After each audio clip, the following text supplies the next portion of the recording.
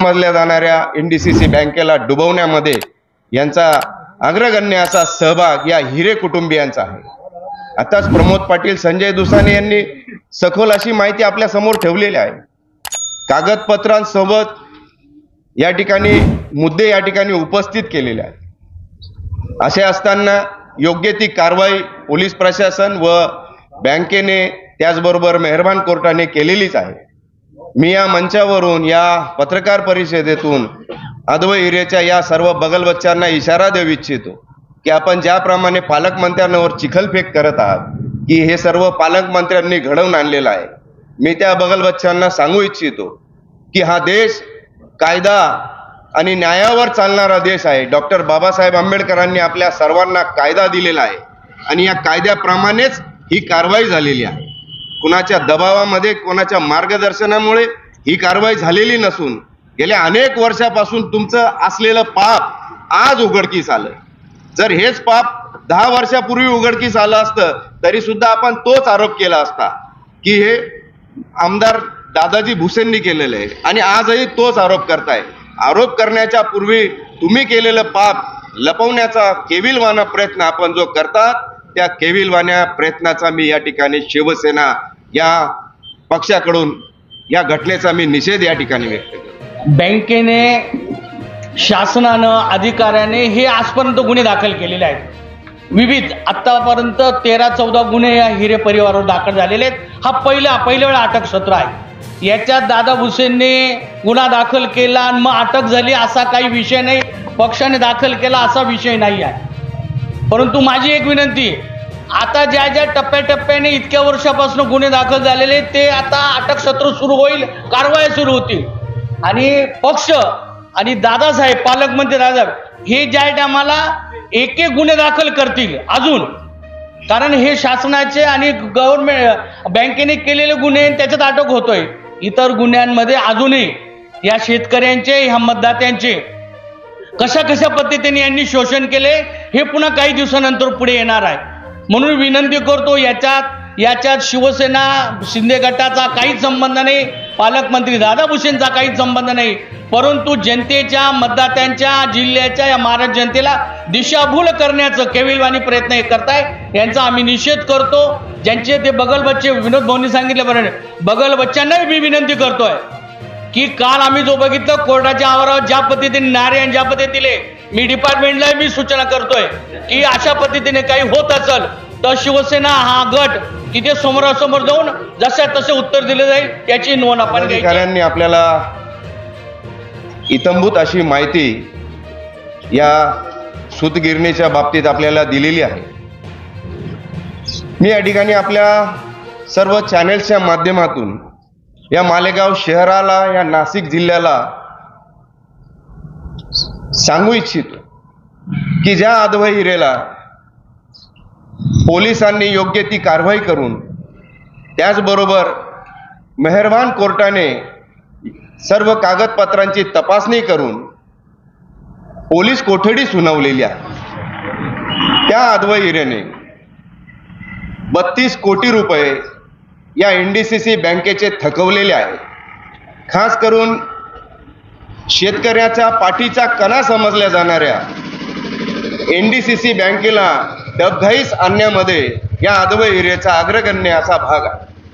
आणि माझा आपल्या माध्यमातून प्रश्न आहे की जो अद्वैत हिरे शेतकऱ्यांच्या हिताचा नाही, शेतकऱ्यांचा तो कैवारी नाही, अशा अद्वैत हिरेला अटक होताच त्याचे बगलबच्चे या मालेगाव शहरात या घटनेचा निषेध व्यक्त करण्यासाठी एकवटतात। माझा त्या बगलबच्च्यांना प्रश्न आहे की तुम्ही अद्वैत हिरेच्या या नाकर्तेपणाचे साक्षीदार होतात आणि या मालेगाव शहरातील सर्व तालुक्यातील, जिल्ह्यातील सर्व शेतकरी बांधवांच्या विरोधात आपण जी भूमिका घेतात, याचं आपण जे समर्थन करतात त्या समर्थनाचा मी या ठिकाणी तीव्र शब्दात निषेध करतो। काही संबंध नाही आहे, कागदावर दिसत आहे केस, हे बँकेने केस केलेली आहे, ही भुसे साहेबांनी ही काही केस केलेली नाही आहे, ही केस दाखल केलेली आहे ते बँकेचे NDCC बँकेचे रिजनल मॅनेजर त्यांनी फिर्याद दिलेली आहे.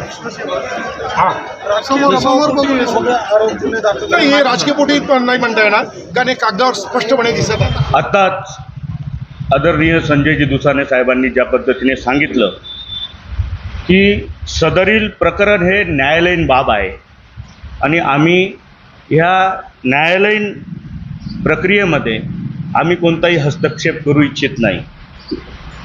खरं तर आपला देश कायदा, नियम आणि संविधानावर चालतो, आपल्या सर्वांना माहीत आहे. आणि कायदा कायद्याचे काम करेल.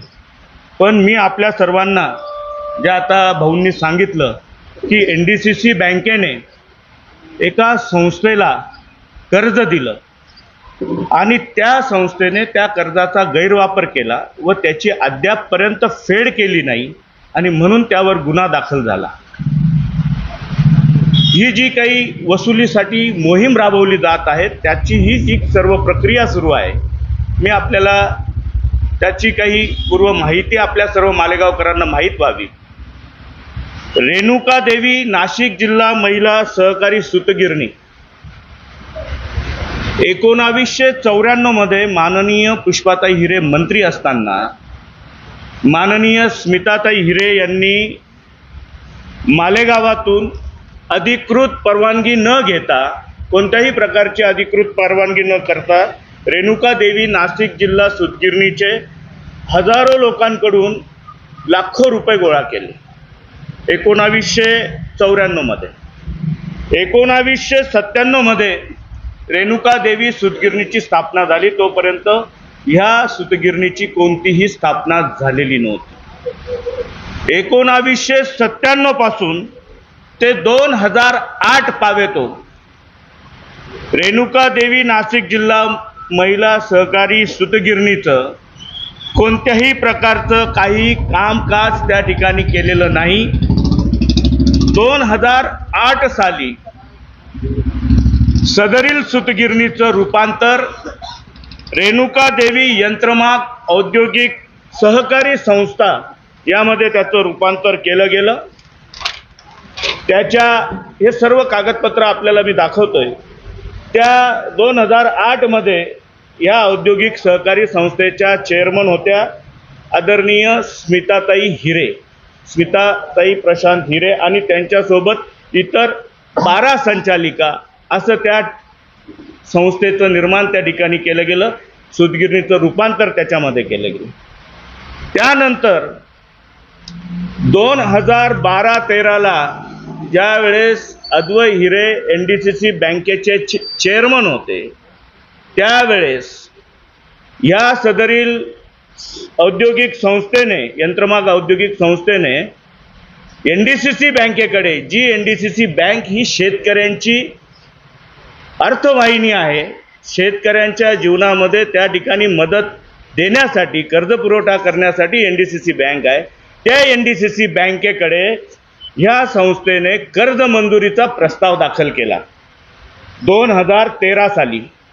12-13 साली 2012चं पहिलं पत्र आहे ऑक्टोबर महिन्यातलं. आणि 2012-13 साली अद्वै हिरे चेअरमन असताना याचा प्रस्ताव दाखल होतो. त्या प्रस्तावामध्ये जे काही ह्या संस्थेच्या ह्या सर्व सामग्रीचं मूल्यांकन केलं गेलं, ते मूल्यांकन म्हणजे या ठिकाणी त्याची असलेली जागा प्लॉट नंबर 24, जिथे आज आपण या ठिकाणी पत्रकार परिषद घेत आहोत, 24, 25, 26, 91 लाख रुपये, मेन फॅक्टरी 44 लाख रुपये, शॉप एरिया, पहिला मजला, वॉल कंपाऊंड, बोरिंग, असं एकंदरीत सर्व 1,51 लाख रुपयाचं त्या ठिकाणी मूल्यांकन. बँकेला हे मूल्यांकन दिल्यानंतर बँकेने त्या ठिकाणी बँकेच्या अधिकाऱ्यांनी आणि कर्मचाऱ्यांनी निष्कर्ष काढले की ह्या संस्थेने कर्जाच्या प्रमाणात पुरेसे स्थावर तारण दिलेलं नाही. 31 मार्च 2000 बंदच्या ताळेबंदात त्यांच्या कोणत्याही याच्यामध्ये इमारत, शेड वगैरे काही दिसत नाही. इमारत बांधकामाची परवानगी असून त्या इमारत बांधकामाच्या पूर्णत्वाचा दाखला नाही आणि अशा अनेक गोष्टी त्या ठिकाणी नकारात्मक असे निष्कर्ष बँकेच्या अधिकाऱ्यांनी नोंदवले. आणि अशा प्रकारचे निष्कर्ष नोंदवल्यानंतर सुद्धा 2013 मध्ये 5 जानेवारीला अद्वै हिरे चेअरमन असताना आपल्या मातोश्री ज्या संस्थेच्या चेअरमन आहे त्या रेणुका देवी औद्योगिक यंत्रमाग औद्योगिक संस्थेला 5 जानेवारीला 2,80,00,000 रुपयाचं कर्ज त्या ठिकाणी मंजूर केलेलं आहे. या ठिकाणी मी आपल्याला निदर्शनास आणू इच्छितो की त्या बँकेची जी काही सर्वसाधारण सभा होते किंवा बँकेची जी बैठक होते त्यामध्ये माननीय प्रशांत व्यंकटराव हिरे हे त्या ठिकाणी सूचक आहे. त्या वेळेस 18 जानेवारी आणि 22 जानेवारीला तत्कालीन संचालक राजेंद्रजी भोसले त्याचप्रमाणे नाद पाटील यांनी पत्रान्वये ह्या सर्व प्रस्तावाला विरोध दर्शवला होता की त्याचं मूल्यांकन कमी असताना सुद्धा त्यांना एवढ्या मोठ्या प्रमाणात कर्ज देऊ नये आणि असं असताना सुद्धा त्या ठिकाणी हे कर्ज दिलं गेलं. मी आपल्याला ह्या ठिकाणी अजून नमूद करू इच्छितो की हे कर्ज 5 जानेवारीला घेतल्यानंतर त्यासाठी त्यांनी ज्या गोष्टी सांगितल्या आहेत की आम्हाला मशिनरीसाठी प्लॅन्ट आणि इतर त्यासाठी लागणाऱ्या कच्च्या मालासाठी अशा अनेक बाबी दिलेल्या आहे. यासाठी हे कर्ज मिळावं. असं असताना सुद्धा पुन्हा 8 मार्च साधारणतः 2 महिन्यांनी पुन्हा अशा प्रकारचा प्रस्ताव या संस्थेकडनं 2च महिन्याने पुन्हा प्रस्ताव, हे कर्ज मंजूर झाल्यानंतर सुद्धा 2च महिन्यांनी पुन्हा प्रस्ताव की आम्हाला पुन्हा मुदतवाढ कर्ज मिळावं. जे कर्ज त्यांनी घेतलं आहे हे पुरेसं नाही आणि अजून आम्हाला याच्या डेव्हलपमेंटसाठी अजून कर्ज मिळावं. याचा सुद्धा या ठिकाणी मी आपल्याला सर्व निदर्शनास आणून देतो की मालेगाव संस्थेस वाढीव कर्ज मंजूर करण्याबाबत हा प्रस्ताव आहे. किती तारीख आहे? 8 मार्च. 8 मार्चला प्रस्ताव आल्यानंतर लगेच 8 दिवसांनी, आता तुम्ही आम्ही बँकेमध्ये कुठेही आपण प्रस्ताव दाखल केला, कर्ज काढण्यासाठी गेलो, आपल्याला मिळतं का 2-4-8 दिवसात? आमच्या सामान्य शेतकरी असेल कोणी असेल त्याची प्रॉपर्टी तारण असताना सुद्धा अनेक गोष्टी आपण दिल्यानंतर सुद्धा सगळं ऑडिट झाल्यानंतर 2-4-6 महिने कालावधी निघून जातो आणि ह्या संस्थेला 8च दिवसात 2 महिन्यापूर्वी कर्ज दिलेलं होतं आणि पुन्हा 8च दिवसात त्या ठिकाणी पुन्हा अद्वै प्रशांत हिरे हे चेअरमन त्यांनी आपल्या मातोश्री असलेल्या स्मिताताई हिरे यांच्या या संस्थेला पुन्हा 16 मार्चला 2,20,00,000 रुपयाचं कर्ज मंजूर केलेलं आहे. त्याही पुढे 1 महिना होत नाही 5 मार्चला पुन्हा यांनी प्रस्ताव दाखल केला. 5 एप्रिलला पुन्हा वाढीव कर्ज मिळावं. हे बघा मी आपल्यासमोर प्रस्ताव ठेवत आहे. या ठिकाणी बँकेने सांगितलं होतं 2,20,00,000 रुपयाचं कर्ज मंजूर होत असताना बँकेच्या अधिकाऱ्यांनी सांगितलं होतं की कर्ज रकमे इतके तारण नाही, तारण अपुरे आहे, त्यामुळे कार्यालयाची शिफारस नाही. असं असताना 2,20,00,000 रुपये कर्ज त्यानंतर 1च महिन्यात पुन्हा बँकेकडे हे बघा 5 एप्रिल 2013 रेणुका देवी यंत्रमाग औद्योगिक सहकारी संस्था मालेगाव संस्थेस वाढीव कर्ज मंजूर करण्याबाबत 3ऱ्या वेळेस 1च महिन्यात वाढीव कर्ज मिळावं म्हणून पुन्हा अर्ज, पुन्हा प्रस्ताव. 5 एप्रिलला प्रस्ताव जातो, पुन्हा त्याच्यावर बैठक होते. बँकेचे अधिकारी कर्मचारी त्या ठिकाणी निष्कर्ष नोंदवतात की या ठिकाणी आपल्याला कर्ज देता येणार नाही, पुरेसे तारण नाही. असं असताना सुद्धा 16 एप्रिलला अद्वै हिरे हे चेअरमन असताना त्यांनी 2,46,00,000 रुपये कर्ज मंजूर केलं. हे बघा इथे पुन्हा लिहिलेलं आहे कर्ज रकमे इतके तारण नाही आणि कर्ज मंजूर करता येणार नाही आणि तरीही 2,46,00,000 रुपयाचं कर्ज मंजूर केलं.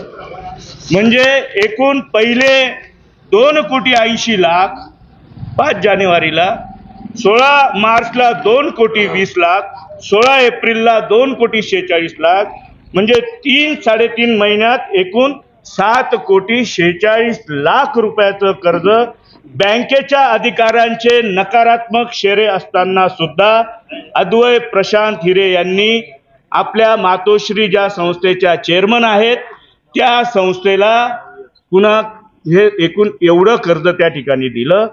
आणि हे कर्ज आपण एखादं कर्ज घेतलं ते आपल्या खात्यात येतं किंवा आपण जी यंत्रणा त्या ठिकाणी उभारतो, जी मशिनरी आणतो, त्या संबंधित त्या फॅक्टरींना, त्या कारखान्यांना त्या ठिकाणी ते पैसे जात असतात. पण झालं असं की हे पैसे NDCC बँकेतून यांचे वडील ज्या बँकेचे चेअरमन आहे अशा व्यंकटेश बँकेमध्ये त्या ठिकाणी 7 कोटी रुपये वळवण्यात आले त्यावेळेस. आणि म्हणून गेल्या त्यावेळेस याची जमीन 13,000 चौरस फूट होती फक्त ही जमीन आणि याचं मूल्यांकन 1-1.5 कोटी रुपये आहे. त्या ठिकाणी बँकेने निष्कर्ष काढलेला असताना की 1 कोटीच्या वर कर्ज देता येणार नाही असं असताना सुद्धा 7.5 कोटी रुपयाचं कर्ज दिलं जातं. हा कर्जाचा पैसा व्यंकटेश बँकेत वळवला जातो. प्रशांत व्यंकटराव हिरे हे त्या बँकेचे चेअरमन असतात. म्हणजे ज्या प्रयोजनासाठी कर्ज घेतलेलं आहे त्या प्रयोजनासाठी कर्जाचा वापर झाला का हो? मग व्यंकटेश बँकेत आलेला हा 7 कोटी रुपये हा पैसा गेला कुठं? तर हा पैसा राज्याच्या बाहेर, आपल्या महाराष्ट्राच्या बाहेर परराज्यामध्ये गेला आणि त्या ठिकाणी जागा विकत घेण्यात आली. म्हणजे ह्या कर्जाचा गैरवापर केला आणि सातत्याने जिल्हा बँकेने 2014 पासून याच्या वसुलीचा तगादा या संस्थेकडे केला. 2014 पासून 2018 पर्यंत तगादा सुरू होता. 7.5 कोटी रुपयाचे एकूण 32 कोटी रुपये त्या ठिकाणी झाले आणि 7.5 कोटी रुपयाचे 32 कोटी झालेले असताना सुद्धा या महोदयांनी 1 रुपया सुद्धा बँकेकडे भरला नाही. 1 रुपया सुद्धा शेतकऱ्यांकडे जर वसुलीला कोणी गेले तर त्याच्यावर 2-5 लाख रुपये वसुली असली, 10 लाख असली तर तो थोडे तरी पैसे भरतो. परंतु या महोदयांनी 1 रुपया बँकेकडे वसुलीसाठी भरला नाही आणि म्हणून नाशिक जिल्हा सहकारी बँकेने कर्ज वसुलीची कारवाई करायला घेतली. मी आपल्याला सांगू इच्छितो, ज्या वेळेस 2018 साली ही कारवाई करायला घेतली त्यावेळेस ह्या संस्थेच्या चेअरमन होत्या आपल्या सर्वांना माहीत आहे की स्मिताताई हिरे. परंतु कारवाई करायला घेतल्यानंतर लगेच बघा स्मिताताई हिरेंचा राजीनामा करून घेतला आणि त्या ठिकाणी सौ सुरेखा दिनेश शिरोडे, महात्मा गांधी विद्या मंदिरमध्ये जे कर्मचारी आहेत दिनेश शिरोडे यांच्या पत्नींना त्या ठिकाणी चेअरमन बनवलं गेलं. म्हणजे जेव्हा कारवाईचा बडगा त्या ठिकाणी बँकेने दाखवला त्या ठिकाणी लगेच चेअरमन बदलण्यात आला. बँकेने त्या ठिकाणी कारवाई करायला घेतल्यानंतर रमजानपुरा पोलीस स्टेशनमध्ये तक्रार दाखल केली आणि हा जो काही सर्व गैरप्रकार झालेला आहे ह्या गैरप्रकार त्या ठिकाणी उघडकीस आणण्याचं त्याच्यावर सर्व अभ्यास बँकेने करून तक्रार नोंदवली आणि त्यानंतर जे काही सरकारी ऑडिटर आहेत, सरकारी ऑडिटरांनी त्या ठिकाणी 2018 साली तक्रार जी नोंदवली गेली त्याच्या अनुषंगाने ह्या सर्व बाबींचा अभ्यास केला, त्याचं ऑडिट केलं गेलं आणि त्या ऑडिटमध्ये सरकारी ऑडिटरांनी निष्कर्ष काढला की NDCC बँकेचे 2012 ते 2000 चेअरमन जे अद्वय हिरे होते यांनी त्यांच्या पदाचा गैरवापर करून त्यांच्या मातोश्री ज्या संस्थेच्या चेअरमन होत्या त्या संस्थेला बेकायदेशीर कर्ज दिलं आणि त्यामुळे त्या अनुषंगाने ह्या ऑडिटरांच्या रिपोर्टनुसार NDCC बँकेने 2023 साली म्हणजे आता 2023 साली रमजानपुरामध्ये हा गुन्हा नोंदवलेला आहे की या संदर्भामध्ये गुन्हा नोंदवल्यानंतर हे संबंधित महोदय मालेगावच्या कोर्टात गेले. माननीय कोर्टामध्ये गेल्यानंतर त्या ठिकाणी कोर्टाच्या निदर्शनास जे काही सर्व कागदपत्र होते त्याचा अभ्यासपूर्वक सर्व अभ्यास केल्यानंतर त्यांना असं निष्कर्ष आढळून आलं की अद्वै हिरे यांचा याच्यामध्ये मुख्य सहभाग आहे. कारण हे 32 कोटीचं कर्ज 2023 पर्यंत 35 कोटी 90 लाख रुपये झालं होतं आणि ह्या रकमेच्या अगेन्स्टमध्ये यांच्या मिळकती जप्त झाल्या पाहिजे. हे पैसे कुठे गेले याचा तपास केला गेला पाहिजे. या पैशाचा गैरवापर करताना यांनी अजून कोणत्या कोणत्या मिळकती घेतल्या ही सर्व चौकशी केली पाहिजे. कारण ह्या गुन्ह्याचा मुख्य सूत्रधार, कारण हे मास्टर माइंड आहेत, ह्या मास्टर माइंडने कोर्टाने माननीय न्यायालयाने सांगितलं की ह्या ठिकाणी यांचा मुख्य सहभाग असून ह्या गुन्ह्याचे मुख्य सूत्रधार, मुख्य मास्टर माइंड हे अद्वै हिरे आहेत आणि म्हणून आम्ही त्यांचा जामीन या ठिकाणी फेटाळत आहोत असं माननीय न्यायालयाने, आपल्या मालेगावच्या न्यायालयाने सांगितलं. त्याच्यानंतर यांनी हायकोर्टात धाव घेतली. माननीय उच्च न्यायालयात गेल्यानंतर त्या ठिकाणी माननीय उच्च न्यायालयाने काही दिवसांपुरता 25 लाख रुपयाचा अंतरिम जामीन त्यावेळेस मंजूर केला. त्या ठिकाणी त्यांनी स्ट्रॉंग स्ट्रक्चर पास केलं माननीय उच्च न्यायालयाने. त्या ठिकाणी ते केल्यानंतर काही दिवस गेले आणि मग पुन्हा त्याची जी काही मुदत असते ती संपली. यांनी पुन्हा धाव घेतली आणि पुन्हा हायकोर्टामध्ये धाव घेतल्यानंतर माननीय न्यायमूर्तींनी, उच्च न्यायालयाच्या न्यायमूर्तींनी त्यांचा अटकपूर्व जो जामीन होता तो रिजेक्ट केला आणि स्ट्रॉंग स्ट्रक्चर पास केलं आणि त्याला की हे मुख्य सूत्रधार असल्यामुळे, यांनी हे ठरवून प्लॅनिंगने केलेलं असल्यामुळे त्यांना सुप्रीम कोर्टात जाण्याचा जो तात्पुरता कालावधी मिळतो तो सुद्धा नाकारण्यात आलेला आहे. माझी या ठिकाणी एवढंच आपल्या सगळ्यांना सांगू इच्छितो आणि माझं त्या ठिकाणी काही नोंद आहे की NDCC बँकेचे अधिकारी, त्यानंतर आपल्या माननीय जिल्हा न्यायालय, त्यानंतर माननीय उच्च न्यायालय आणि सरकारी ऑडिटर, ह्या चारही सरकारच्या यंत्रणा आहेत. ह्या कोणाच्या दबावाखाली, ह्या स्वतंत्र यंत्रणा आहेत. ह्या कोणत्या एखाद्या राजकीय पक्षाच्या दबावाखाली चालत नाही.